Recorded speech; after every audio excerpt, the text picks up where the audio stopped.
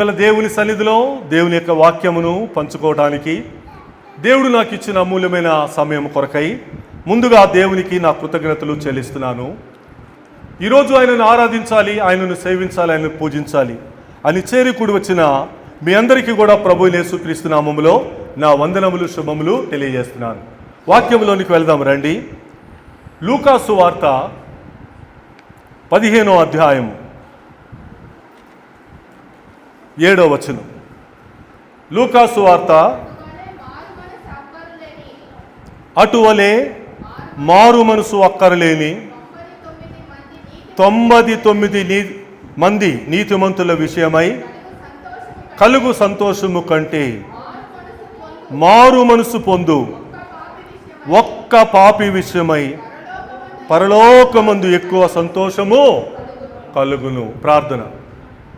మహాపరిశుద్ధుడు అయిన తండ్రి, ప్రేమ కలిగిన మా ప్రభువా, నిన్ను ఆరాధించాము, నిన్ను స్తుతించాము, నిన్ను సేవించాము. నీ విలువైన మాటలు వినబోచున్నాము. మా అందరితో మాట్లాడండి. నీ మాటలు మమ్మలను బ్రతికిస్తాయి. నీ మాటలు మా బాధలలో నెమ్మది కలుగజేస్తాయి. నీ మాటలు మమ్మలను ఉజ్జీవింపజేస్తాయి. ఆ మాటల కొరకు ఎదురు చూస్తున్నాం. ఈరోజు నీ వాక్యము చేత మాతో మాట్లాడి మమ్మలను బలపరిచి స్థిరపరచండి. ప్రతి వారము నీ యొక్క పాదముల వద్ద కూర్చొని ఉత్తమమైన విషయాన్ని ఎంచుకొని అనేక శ్రేష్టమైన సంగతులను మేము నేర్చుకొనుచున్నాము. ఈరోజు కూడా వినుటకు నేర్చుకునుటకు నీవే మాకు సహాయము దయచేయండి. ముందున్న సమయం అంతటిని మాకు దీవెనకరంగా చేయండి. యేసుక్రీస్తు పరిశుద్ధ నామములో ఈ ప్రార్థన అడిగి వేడుకుంటున్నాం తండ్రి, ఆమెన్. ఒక శ్రేష్టమైన ఉపమానము యేసుక్రీస్తు వారు ఆ రోజు వివరించటం జరిగింది. ఒక యజమానికి 100 గొర్రెలున్నాయి. రోజు చక్కగా వాటిని మేపుతున్నాడు, తీసుకొని వెళుతున్నాడు, తీసుకొని వస్తున్నాడు, అన్నిటినీ లెక్క చూచుకుంటున్నాడు. 100కి 100 లెక్క సరిపోతున్నాయి. అలాగ రోజులు కాలము గడుస్తుంది. ఒకరోజు సాయంత్రము వాటి లెక్కను చూచే సమయానికి ఒకటి తగ్గిపోయింది. 99 ఉన్నాయి, తనకి ఒక్కటే తప్పిపోయింది. సరే, ఈ చీకటిలో ఎక్కడికని వెళ్ళగలను, ఈ రాత్రి వేళ ఎక్కడికని వెళ్ళగలను, ఇప్పుడు అది నాకు ఎలాగా దొరుకుతుంది అని ఆయన ప్రయత్నము మానల. ఆ 99 గొర్రెలను అక్కడే విడిచిపెట్టి తప్పిపోయిన ఆ గొర్రె కోసము వెళ్ళాడు. ఎంత దూరం వెళ్ళాడో తెలియదు, ఎన్ని ప్రయత్నములు చేశాడో తెలియదు. వెతికిన ప్రయత్నము సఫలమైంది, అది దొరికింది.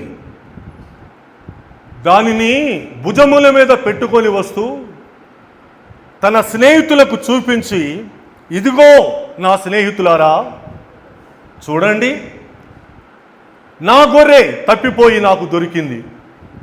ఇది నాకు కలిగించిన సంతోషము అంతా ఇంత కాదని ఆ సంతోషాన్ని తన స్నేహితులందరితో కూడా, పొరుగు వారందరితో కూడా కలిసి పంచుకుంటున్నాడు.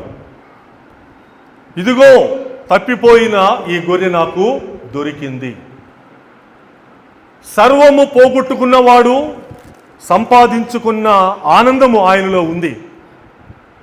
99 ఉన్నాయి కదా, ఆ ఒక్కటి ఏ పాటిదిలే, ఆ ఒక్కటి పోగొట్టుకుంటే దానివల్ల వచ్చే నష్టము ఏ పాటిదిలే అని ఆయన అనుకోలేదు.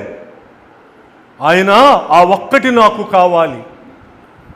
ప్రియమైన వాళ్ళరా, ఆ యజమాని హృదయము అంత గొప్పది. ఏ ఒక్కటి నశించిపోకూడదు, ఏ ఒక్కటి తప్పిపోకూడదు అని ఆయన యొక్క ఆలోచన చాలా గొప్పది. ఇప్పుడు ఆ ఉపమానము చెప్పి, ఆ సందర్భము చెప్పి తన పరలోకపు స్థితిని దానికి పోల్చాడు. పరలోకంలో ఎలాగుంటుందో ఆ సంతోషాన్ని ఆ సందర్భంతో పోల్చాడు. ఏమంటున్నాడు ప్రియమైన దేవుని ప్రజలారా? అటువలే, ఆ విధముగానే మారు మనసు అక్కరలేని 99 మంది నీతిమంతుల కంటే 99 మంది నీతిమంతులండి. వారికి ఏమక్కరలేదు. ప్రియమైన వాళ్ళరా, ఆ 99 మంది నీతిమంతుల కంటే ఆయనకు కలిగే సంతోషము అధికము. ఏ సంతోషము? మారు మనసు పొందే ఒక పాపి విషయమై, రక్షణ పొందే ఒక పాపి విషయమై ఆయనకి సంతోషం. ప్రియమైన వాళ్ళరా, దేవుని యొక్క మాటలను అర్థం చేసుకుందాం. 99 మంది నీతిమంతులు ఉన్నారు, మంచోళ్ళేగా. వాళ్ళేమి నేరాలు చేయరు, వాళ్ళేమి ఘోరాలు చేయరు, వాళ్ళేమి అసాంఘిక కార్యక్రమాలు చేయరు, నీతిమంతులు. లోకము వారిని పిలిచిన పిలుపు నీతిమంతులు. మరి అంతమంది గురించి ఆయన సంతోషము పడట్లేదే? అంతమంది గురించి ఆయన ఆనందము పడట్లేదే? ఆ సంతోషము ఆయనకు సంతోషము కలుగు చేయాల. వారి విషయమై ఆనందము ఆయనకు ఆనందము కలుగు చేయాల. మారు మనసు పొందే ఒక్క పాపి విషయమై పరలోకమందు ఎక్కువ సంతోషం, దేవుని సముఖములో, దేవుని దూతల సముఖములో ఎక్కువ సంతోషం దేవునికి అక్కడ కలుగుతుంది. ఇప్పుడు ఆయనకు ఎవరు కావాలి? 99 మంది నీతిమంతుల, మారు మనసు పొందే ఒక్క పాపి. మారు మనసు పొందే ఒక్క పాపి. ఈ రోజున నా తండ్రి ఆయన, నా దేవుడు ఆయన అని చెప్పుకుంటున్న మనకు ఈ నిశ్చయత మన జీవితానికి ఉండాలి.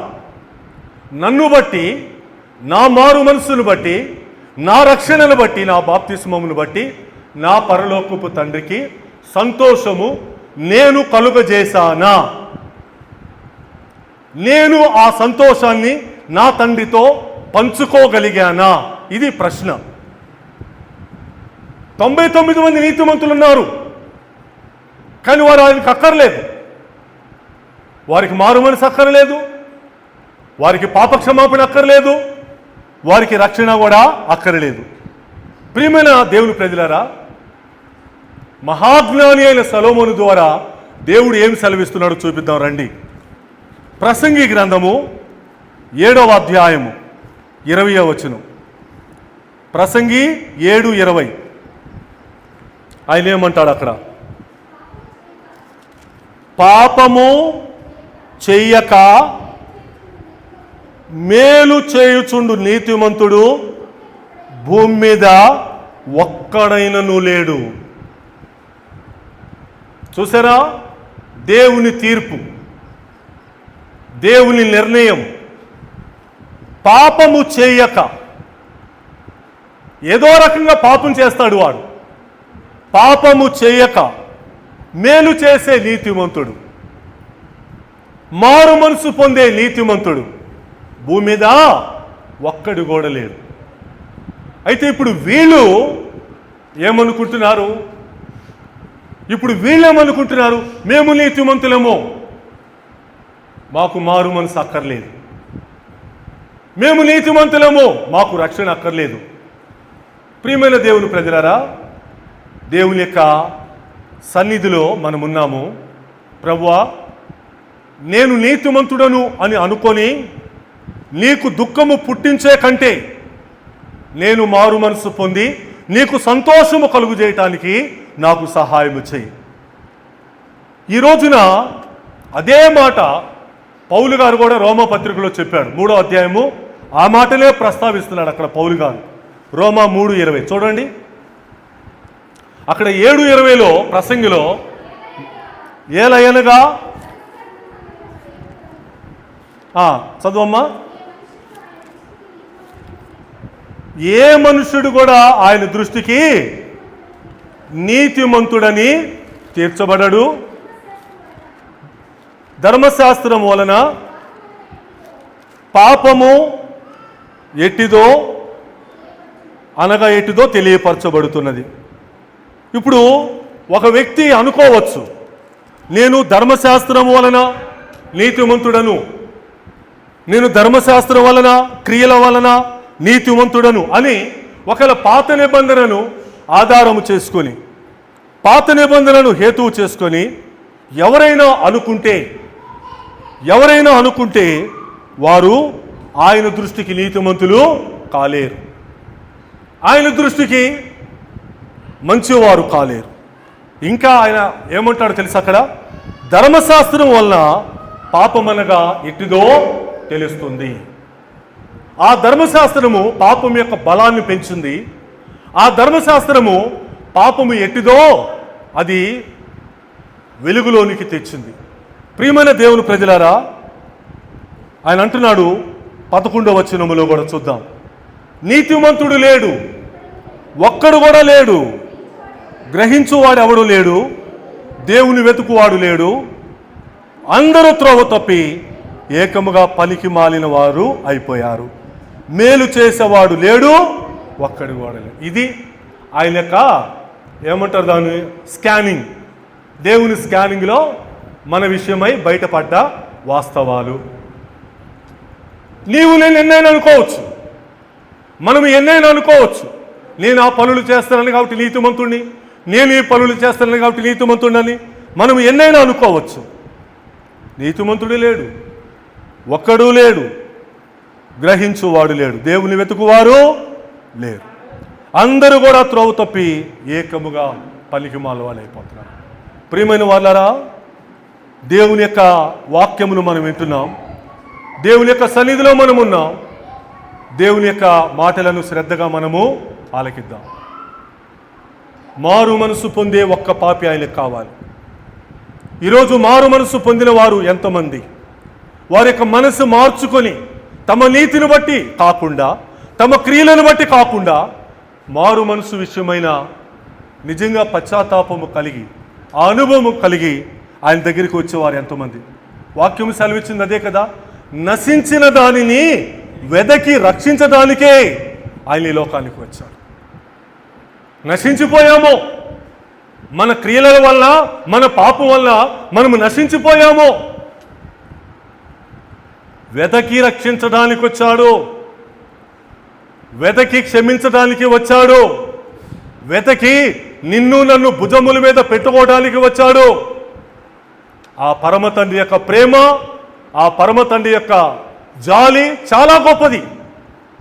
99 గొర్రెలు ఉన్నాయి, ఆయనకు అక్కర్లేదు, ఒక్క గొర్రె కావాలి, తప్పిపోయిన గొర్రె కావాలి. అది ఏ క్రూర మృగములకు బలైపోతుందో, ఎక్కడ చిక్కుకొని ఉందో, ఎవరు దాన్ని ఉరిలో పెట్టారో, బంధించారో, ఎవరు దాన్ని చెరబట్టారో దాన్ని తప్పించాలి, దాన్ని విడిపించాలి. ఆయన సంకల్పము గొప్పది, ఆయన ఆలోచన చాలా గొప్పది. కొంతమంది మనుషులు ఈ రోజుకి అలాగే అనుకుంటున్నారు, మేము మంచోళ్ళమండి, మేమంతా పాపులము కాదు, మేము ఎవరిని చంపటం లేదు, మేము ఎవరిని దోచుకోవటం లేదు, మేము ఎవరి జోలికి వెళ్ళటలేదు, మేము చాలా మంచివారమే, మాకు ఆయన అక్కర్లేదు, మాకు ఆయన అక్కర్లేదు, ఆ యేసుక్రీస్తు వారు అక్కర్లేదు, ఆయన రక్షణ మాకు అక్కర్లేదు అని చాలామంది తమ యొక్క నీతి క్రియలను బట్టి, తమ నీతిని బట్టి వారు తమ్మును తాము మభ్యపెట్టుకుంటున్నారు. అది మంచిది కాదు. నిన్ను నీవు అలాగా భ్రమపరుచుకున్నంత కాలము, నిన్ను నీవు అలాగా ఊహించుకున్నంత కాలము ఆయన బాధపడుతూనే ఉంటాడు. అయ్యో వీళ్ళెందుకు ఇలాగ అనుకుంటున్నారు, మారు మనసు ఎందుకు పొందలేకపోతున్నారు, తిరిగి నా యొద్దకు ఎందుకు రాలేకపోతున్నారు? ప్రియమైన వాళ్ళారా, ఒకచోట వాళ్ళే అంటున్నారు కదా, చూద్దాం రండి. యెషయా గ్రంథము 64వ అధ్యాయము 6వ వచనం. యెషయా 64:6. మేము అందరము అపవిత్రుల వంటి వారమైతిమి, మా నీతి క్రియలన్నీ మురికి గుడ్డల వలె ఆయనో. మేమందరము ఆకువలే వాడిపోతిమి, గాలివాన కొట్టుకొని పోవునట్లుగా మా దోషములు మమ్మల్ని కొట్టుకొని పోయెను. అది అనుకుంటామేమో మనము, భ్రమపడతామేమో మనము, మంచివారమి, పరిశుద్ధులము, మేము ఎన్ని దాన కార్యాలు చేస్తామో తెలుసా, మేము ఎన్ని గొప్ప కార్యాలు చేస్తామో తెలుసా, సమాజంలో మా పేరేంటో తెలుసా, సంఘములో మా యొక్క పేరేంటో తెలుసా అని చాలామంది అనుకుంటారు. కానీ వారు ఒప్పుకున్నారు ఒకరోజు, ఏమనో తెలుసా, మేమందరము, ఒక్కళ్ళు కూడా విడిచిపెట్టబడాలి అక్కడ, మేమందరము ఏమైపోయామంటున్నాడు, అపవిత్రుల వంటి వారమైపోయాం. మనమందరం ఎలాగైపోయామంట, అపవిత్రులము, అపవిత్రుల వంటి వారమైపోయాం. నిన్న వచ్చింది కదా ఒక రీలు షార్ట్, చూసారా? అది చాలామంది దేవునిని ఎరగకుండా చేసేది ఏంటో తెలుసా, వ్యభిచార మనస్సు. ఎంతమంది చూశారు? చేయొద్దండి. నిన్న రీల్ ఎంతమంది చూశారు? ఆ బ్రదర్ ఏమో జీసస్ వారియర్లో పెడతారు. ఆ బ్రదర్ చెప్పారు ఇదివరకు, నాకు చూడట్లేదు బ్రదర్ ఎవరు, అందుకే నేను పెట్టను అన్నాడు ఆయన. లేదు బ్రదర్ పెట్టండి చూస్తారు అంటాను నేను. మీరెవరు చూడట్లా, బయట ఎవరో చాలామంది చూస్తున్నారు. మీరెవరు గమనించట్లా, బయట చాలామంది చూస్తున్నారు. రోజు ఒక శ్రేష్టమైన మాట, రోజు ఒక శ్రేష్టమైన వాక్యము వస్తుంది. 55 సెకండ్లు, 56 సెకండ్లు. మీరు కూడా యూదులు వంటి వాళ్ళు అయిపోతారేమో. మాకు ఆ యేసు ప్రభు అక్కర్లేదు, మేము దేవుని ప్రజలము, మాకు అసలు ఆ రక్షణ అక్కర్లేదు, మాకు అసలు ఆ వాక్యాలు అక్కర్లేదు, మాకు అసలు మాటలు అక్కర్లేదంటే బయట వాళ్ళకు ఉపయోగపడతాయేమో. అయ్యో, నిన్న వచ్చింది ఆ మాట. ఆయన అంటున్నాడు, వారిలో వ్యభిచార మనసు దేవుణ్ణి ఎరగనీయకుండా చేస్తాడు. వారి మాటలు వ్యభిచారము, వారి చూపులు వ్యభిచారము, వారి ఆలోచనలు వ్యభిచారము, వారి మనసే వ్యభిచారం. నేను దేవుణ్ణి ఎరగనీయకుండా చేస్తాదట. అదే మాట ఇక్కడ అంటున్నారు, మేమందరము ఎటువంటి వారము, అపవిత్రుల వంటి వారం. అపవిత్రత, మేము అపవిత్రులమయ్యా, మేమేదో అనుకుంటున్నాం మంచివారమని. ఈరోజు చూడండి, పట్టబడే వరకు వాడు చాలా గొప్పవాడే, తెర ముందుకు తీసుకురాబడక ముందు వరకు వాడు మంచివాడే. వాడు కెమెరా ముందుకు వచ్చిన తర్వాత, పట్టబడిన తర్వాత, చిక్కబడిన తర్వాత, వీడు ఎంత నీచుడా, వీడు ఇంత భ్రష్టుడా, వీడు ఇంత దుర్మార్గుడా అని ప్రపంచము నోరు వెళ్ళబడుతుంది. ఎవరి రోజు మనుషులు చాటులో చాలా మంచివారే, కానీ వారి క్రియలు దేవుని ఎదుట చాలా చెడ్డవి. మేమందరము అపవిత్రులం అయిపోయాము అంటున్నారు వాళ్ళు. ఇంకా మా నీతి క్రియలు, ఏమంటున్నారు వాళ్ళు, మా నీతి క్రియలు ఎలాంటివి, మురికి గుడ్డలు. ఇప్పుడు వాళ్ళు నీతిమంతులు అనుకుందాం. ఇప్పుడు వాళ్ళు దేవునికి సంతోషమా? ఇప్పుడు వాళ్ళు దేవునికి ఆనందమా? వాళ్ళని బట్టి దేవుడు సంతోషిస్తాడా? లేదు. నువ్వు ఎన్ని మంచి కార్యాలు చేయి, నువ్వు ఎన్ని నీతి క్రియలు చేయి, నువ్వు ఏమాత్రము కూడా దేవుని దృష్టికి యోగ్యుడవు కాలేవు. ఆకు వలె వాడిపోయామంటున్నారు. గాలి వాళ్ళ కొట్టుకొని పోయినట్లుగా మేము మా దోషముల చేత మేము కొట్టుకొని పోబడ్డాం. దేవుని ఎదుట మనం ఏ పాటి వారమండి? దేవుని ఎదుట మన స్థితి ఏ పాటిది? పాపము విడిచి, చెడుతనమును విడిచి తిరిగి ఆయనను ఆశ్రయించటమే దేవుడికి కావాలి.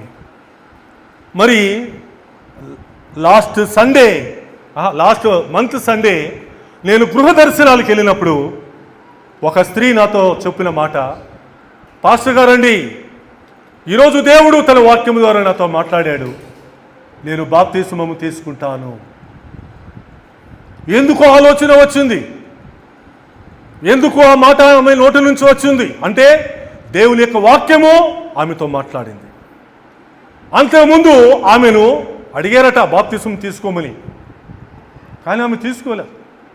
ఎవరో నన్ను అడిగితే నేను తీసుకునేది బాప్తిస్మం కాదు, ఎవరో నన్ను ఒత్తిడి చేస్తే నేను తీసుకునేది బాప్తిస్మము కాదు. దేవుడు నాతో మాట్లాడాలి. ఆ వాక్యము యొక్క వెలుగు నన్ను తాకాలి, నేను ఆయన చేత రక్షించబడాలి అనే మారు మనసు అనుభవంలోనికి వారు రావాలి. ఈరోజు కొన్ని బాప్తిస్మాలు ఆశ్చర్యపరుస్తున్నాయి.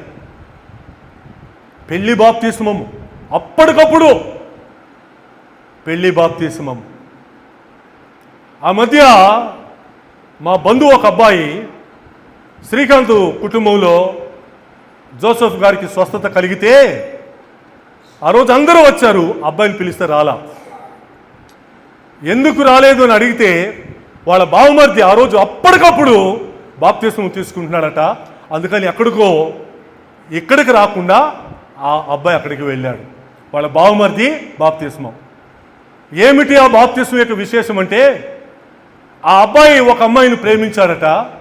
ఆ అమ్మాయి అడిగింది, నువ్వు బాప్తిస్మం తీసుకుంటేనే నిన్ను పెళ్లి చేసుకుంటా. ఇప్పుడు వాడు ఆగమేఘాల మీద అప్పటికప్పుడు అర్జెంటుగా బాప్తిస్మం తీసుకున్నాడు. అది రక్షణ అంటారా? అది మారు మనసు అంటారా? అది పరలోకములో దేవుడు సంతోషించే కార్యక్రమం అంటారా?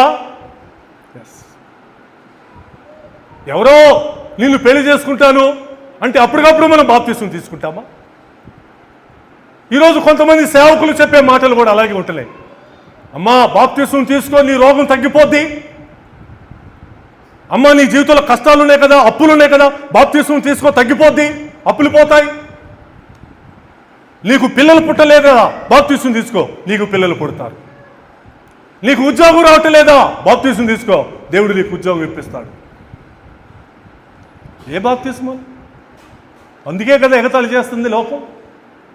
అందుకే కదండి అన్ని జనులు మనల్ని చూసి ఎగతాళి చేస్తున్నారు. వీళ్ళు బాప్తిస్మం తీసుకుంటున్నారు నిజమే, మరి తీసుకున్న తర్వాత ఆ తర్వాత జీవితం ఎలాగుండాలి? క్రీస్తు పూర్వము క్రీస్తు శకము ఉంది కదా, చరిత్ర కదా. ఆ ముందు కాలానికి ఈ కాలానికి సంబంధించిన ఏ రోజు కలపబడదే, ఈ కాలానికి అంతకుముందున్న ఏ రోజు ఈ కాలానికి కలపబడదే. విభజన, ఒక స్పష్టత, క్రీస్తు పూర్వము క్రీస్తు శకము. యేసుక్రీస్తు వారి యొద్దకు రాకమునుపు, యేసుక్రీస్తు వారి యొద్దకు వచ్చిన తర్వాత, మారు మనసు పొందక మునుపు, మారు మనసు పొందిన తర్వాత, రక్షణ పొందక మునుపు, రక్షణ పొందిన తర్వాత, బాప్తిస్మము తీసుకునక మునుపు, బాప్తిస్మము తీసుకున్న తర్వాత. ఎంత విభజన దేవుడు ఏర్పాటు చేశాడు. అది దేవుడికి సంతోషం. ఆ తప్పిపోయిన గొర్రె దొరికినప్పుడు ఆ తండ్రి సంతోషపడ్డాడే, అది ఆయన సంతోషం. అంతే తప్ప రకరకాలైన బాప్తిస్మాలు, రకరకాలైన కార్యక్రమాలు ఈరోజు జరుగుతున్నాయి. అందుకే మనుషులు వాటిని తీసుకునే ఉంటున్నారు. వారి యొక్క పాపములలో వారు జీవిస్తూనే ఉన్నారు. వారి యొక్క చెడు మార్గములలో వారు ముందుకు సాగిపోతూనే ఉన్నారు. ప్రియమైన దేవుని ప్రజలారా, అలాగ వారు నీతిమంతులు అని చెప్పుకుంటున్న వారి గురించి యేసుక్రీస్తు వారు ఏమన్నాడో చూద్దాం రండి. మత్తయి సువార్త 23వ అధ్యాయం 27-28. అలాగే 27వ వచనమమ్మ, 23వ అధ్యాయము 27-28. అయ్యో వేషధారులైన శాస్త్రులారా, పరిసయ్యులారా, మీరు సున్నము కొట్టిన సమాధులను పోలి ఉన్నారు. అవి వెలుపల శృంగారముగా అగపడును గాని లోపల చచ్చిన వారి ఎముకలతోనూ సమస్త కల్మషముతోనూ నిండి ఉన్నవి. అలాగే ఇక్కడ ఎవరితో మాట్లాడాడు ఈ మాట? యేసుక్రీస్తు వారు వేషధారులైన శాస్త్రులతో మాట్లాడాడు. ఎవరితో మాట్లాడుతున్నాడు? వేషధారులైన పరిశీలతో మాట్లాడుతున్నాడు. వాళ్ళు ఎవరంట? సున్నము కొట్టిన సమాధులు. పైకి ఎలాగుంటారు? బాగుంటారు, నీతిమంతుల్లాగుంటారు. సమాజమునకు, మనుషులకు, లోకమునకు చాలా మంచివారుగా ఉంటారు. కానీ అవి వెలుపల శృంగారముగా అగపడతాయి, కానీ లోపల చచ్చిన వారి ఎముకలతో సమస్త కల్మషముతోనూ నిండి ఉంటాయి. అలాగే మీరు కూడా, వేషధారులైన మీరు మీరు నీతిమంతులు అనుకుంటున్నారే, మేము మంచివారం అనుకుంటున్నారే. వాళ్ళ గురించి ఏమంటున్నాడు? వెలుపల మనుషులకు నీతిమంతులుగా అగపడుతున్నారు. మనుషులకి ఎలా కనిపిస్తున్నారు? నీతిమంతులుగా కనిపిస్తున్నారు. లోపల వేషధారణ, అక్రమముతో నిండి ఉన్నారు. అది వారి జీవితం. ఈరోజు చాలామంది 99 నీతిమంతులు పరిస్థితి అదే. 99 మంది నీతిమంతుల పరిస్థితి అదే. పైకి ఎలాగుంటారు? నీతిమంతుల్లాగుంటారు. సమాజంలో ఎలాగుంటారు? నీతిమంతుల్లాగుంటారు. కనిపించడానికేమో నీతిమంతులు, కానీ లోపల ఏమిటి వారి పరిస్థితి? అక్రమము, వేషధారణ. అక్రమముతో నిండి ఉంటారు. దేవుడు చెప్పిన క్రమం ఉండదు, దేవుని యొక్క మాటలకు చోటు ఉండదు, ఆయన యొక్క వాక్యములకు భయం ఉండదు. వేషధారణతో వాళ్ళు నిండి ఉంటారు. ఇలాంటి వాళ్ళు ఎంతమంది ఉంటే ఆయనకి ఏం ప్రయోజనం అండి? ఇలాంటి వాళ్ళు 99 మంది ఉండొచ్చు కాక 100 మందిలో, వారు ఆయనకి అక్కర్లేదు. వారిని ఆయన కోరుకోవట్లేదు, వారిని ఆయన ఇష్టపడట్లేదు. వారి యొక్క ఇష్టానికే వారిని విడిచిపెట్టాడు, వారి ఆలోచనకే వారిని విడిచిపెట్టేశాడు. ప్రియమైన దేవుని ప్రజలారా, ఆయనకు కావలసింది ఎవరో తెలుసా? మారు మనసు పొందే ఒక్క పాపి, రక్షణ కోరుకునేవా ఒక్క పాపి ఆయనకు కావాలి. ఈరోజు మనలో చాలామంది అలాగ రక్షించబడ్డాం. ఈరోజు మనలో చాలామంది ఆయన చేత మనం అలాగా క్షమించబడి ఆయన బిడ్డలమయ్యాం. ఆ నిశ్చయత మనకు ఉండాలి. ప్రభువా, నేను ఒకరోజు నీకు సంతోషము కలుగజేశాను కదా, ఒకరోజు నీకు నేను సంతోషము కలుగజేసిన వాడిని కదా అని ఆ నిశ్చయతను మనము కలిగి జీవించాలి. బ్రతికినంత కాలము నేను పర్వాలేదు మంచివాడిని అనుకుంటే కుదరదు. అందుకే ఒక చోట ఆయన ఏడుస్తూ అంటున్నాడు ఆ మాట. ఇర్మియా గ్రంథము 4:14 చూడండి. ఇర్మియా 4:14.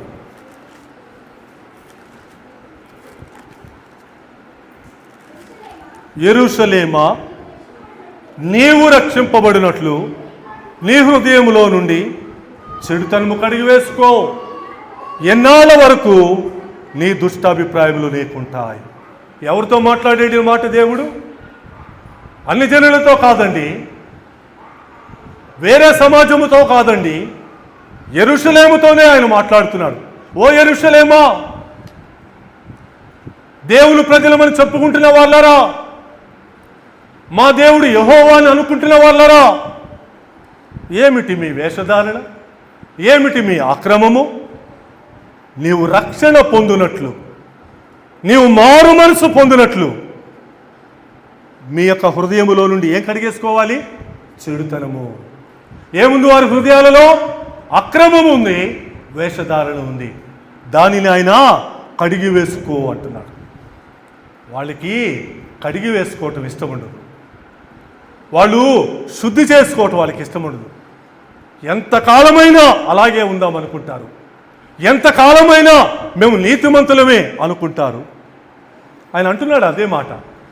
ఎన్నాళ్ళయ్యా నీ దుష్టాభిప్రాయములు, నీ చెడు అభిప్రాయములు, నీ పాపపు అభిప్రాయములు నీకుంటాయి? ఎన్నాళ్ళు? తన ప్రజలను ప్రశ్నించారు. ఆ రోజు వాళ్ళెవరు? ధర్మశాస్త్రోపదేశకులు. వారెవరు? వాక్యమును ప్రజలకు బోధించే పెద్దలు, నాయకులు, శాస్త్రులు, పరిశీలంటే వాళ్ళలోనే ఒక దుష్టాభిప్రాయములు ఉన్నాయి, వాళ్ళలోనే ఒక పాపపు ఆలోచనలు ఉన్నాయి. మేము నీతిమంతులము, మేమే నీతిమంతులము. అటువంటి వారు ఆయనకు అక్కర్లేదు. ఒక్క పాపి, అందుకే రక్షణ పొందే ఒక్క పాపి ఆయనకు కావాలి.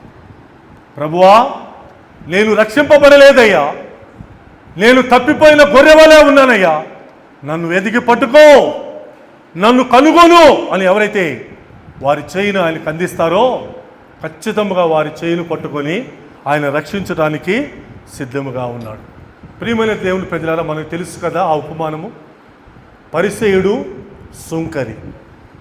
ఆ పరిసయ్యుడి యొక్క ప్రార్థనంతా నీతిమంతుడు ప్రార్థనే. ఎన్నోసార్లు విన్నాం, నేను వ్యభిచారిని కాదు, నేను దొంగని కాదు, నేను నరహంతకుని కాదు, నేను అలాంటి వాడిని కాదు, ఇలాంటి వాడిని కాదు, నేను దశమ భాగం అందులో ఇస్తున్నాను, నేను ఇందులో ఇస్తున్నాను. ఆఖరికి ఇదిగో ఈ దుర్మార్గుడు ఉన్నాడే, పాపాత్ముడు ఉన్నాడే, ఈ సుంకరి లాంటి వాడిని కూడా కానందుకు అబ్బో వందలు అని అంటున్నాడు. అది ప్రార్థన? అది మారు మనసు పొందటమా? అది నిజముగా దేవుని ఎదుట ఒక వ్యక్తి నిలబడే విధానమా? ఆయనకు కనపడే విధానమా? నీతిమంతుడు ఎవరికి కావాలి? చాలా మంచి క్రియలు ఉన్నాయి, ఎవరికి కావాలి? పైకి చాలా గొప్పవాడే. వీడంటున్నాడు సొంకరి, ఆకాశం వైపు కన్నులెత్తుట కూడా ధైర్యం చాలలేదు, రొమ్ములు బాదుకుంటున్నాడు. ఒకే ఒక్క మాట, నేను పాపిని, నన్ను కరుణించు. నేను పాపినయ్యా, నా క్రియలు అపవిత్రము, నా క్రియలని మురికి గుడ్డలు. ఎస్, నేను పాపిని. ఒక్క మాట, ఒక్క ప్రార్థన. ఏమన్నాడైనా? యేసుక్రీస్తు వారు ఏం సాక్ష్యం ఇచ్చాడు? అతని కంటే ఇతడు నీతిమంతుడు. అతను రక్షణ పొందటానికి ఇష్టపడట్లేదు, మారు మనసు పొందటానికి ఇష్టపడలేదు. వీడు నేను పాపినని బాధపడుతున్నాడు, ఒప్పుకుంటున్నాడు. వాడి స్థితి ఏంటో వాడికి అర్థమవుతుంది. వాడు నీతిమంతుడు. వాడి విషయమై ఎంత సంతోషించాడో తెలుసా? సిలువలో రెండో దొంగ కూడా అక్కడ ఏడ్చాడు, అక్కడ బాధపడుతున్నాడు. అయ్యో దేవా, నేను చేసిన దానికి తగిన ప్రతిఫలం పొందుతున్నాను, నాకు ఇది న్యాయమో? నేను పాపాత్ముడను, నీవు దేవుని కుమారుడు, నన్ను క్షమించు, నీవు నీ రాజ్యంతో వచ్చినప్పుడు నన్ను జ్ఞాపకం చేసుకో. ఒక దీనమైన కేక. ఎవరు కావాలి ఆయనకి? ఆయనకి ఎవరు కావాలండి? అహంకారంతో మాట్లాడేవారా? అహంకారంతో ప్రార్థించేవారా? అహంకారంతో విరవీగేవాళ్ళా? మేము నీతిమంతులము, మేము మంచి వాళ్ళము, మేము పరిశుద్ధులము. అక్కర్లేదు. వాళ్ళు 99 మంది ఉండొచ్చు, ఒక్క నీతిమంతుడు కావాలి, ఒక్క పాపి కావాలి. ప్రియమైన దేవుని ప్రజలారా, అందుకే ఒక్క మాట చెప్పి నేను ముగిస్తా. యెషయా 65:2 చూడండి. యెషయా 65:2. యెషయా 65:2. తమ ఆలోచనలను అనుసరించి చెడు మార్గమున నడుచుకొనుచు లోబడనొల్లని ప్రజల వైపు దినమంతయు నా చేతులు చాపుచున్నాను. ఇది నీ విషయంలో, నీతిమంతుల విషయంలో, మానవ జాతి విషయంలో ఆయన వైఖరి. తమ ఆలోచనలను అనుసరించి చెడు మార్గమును నడుస్తున్నారు వాళ్ళు. కానీ అది చెడు మార్గం అనుకోవట్లా, మంచి మార్గం అనుకుంటున్నారు, నీతి మార్గం అనుకుంటున్నారు, నీతి క్రియలు అనుకుంటున్నారు, మేము భక్తులం అనుకుంటున్నారు. లోబడనొల్లని ప్రజలు ఇంకా లోబడరే, సమయం ఇస్తున్న లోబడరే, అవకాశం ఇస్తున్న లోబడరే, దేవుని వాక్యము బోధిస్తున్న లోబడరే. ఏం చేస్తున్నాడు ఆయన? దినమంతా ఏం చేస్తున్నాడు ఆయన? నా చేతులు చాపుతున్నా, రండి, తప్పిపోయిన గొర్రెలారా రండి అని పిలుస్తున్నాడు. ఈరోజు ఆయన నిన్ను పిలుస్తున్నాడు. ఇంకా రక్షింపబడకపోతే, ఇంకా బాప్తిస్మము పొందకపోతే, ఒకవేళ నిజముగా బాప్తిస్మము సరైనది కాకపోతే, నీ పరలోకపు తండ్రి నీ విషయంలో సంతోషించేలాగున ఆ చేతులను చూస్తావా? చాస్తున్నాడు నీ వైపు. ఎంతకాలం లోబడనల్లకుండా ఉంటావు? ఎంతకాలమో నా వైపు తిరగకుండా ఉంటావని అడుగుతున్నాడు. తిరుగుదామా? ఆ రోజు ఆ తప్పిపోయిన గొర్రెలు చేతపచ్చుకొని మోసుకొని సంతోషముతో వచ్చాడు, ఆనందముతో వచ్చాడు. ఆనందాన్ని తన స్నేహితులతో పంచుకున్నాడు. ప్రియమైన దేవుని ప్రజలారా, పరలోకములో ఒక పాపి రక్షింపబడిన రోజున ఒక పెద్ద సెలబ్రేషన్, ఒక పెద్ద పండుగ, తన దూతలతో దేవుడు సంతోషముగా చేసుకునే పండుగ. ఆ పండుగలో నీకు ఎందుకు పాలిభాగం ఉండకూడదు? ఆ పండుగ నీ వలన ఎందుకు జరగకూడదు? ఆలోచించు. ప్రభువా, నీవు సంతోషించే విధముగా, నీ యొక్క దూతలు సంతోషించే విధంగా నేను మారు మనసు పొందటానికి సహాయం చేయి. తప్పిపోయిన గొర్రెగా తిరిగి నీ యొద్దకు చేరటానికి సహాయం చేయమని అడుగుదాం. సో దేవుడే ఆ విధమైన సంతోషమున పరమ తండ్రికి నీవు నేను కలుగుచేయుటకు మన యొక్క జీవితములను ఆయనకు సమర్పించుకుందుముగాక. ఆమెన్.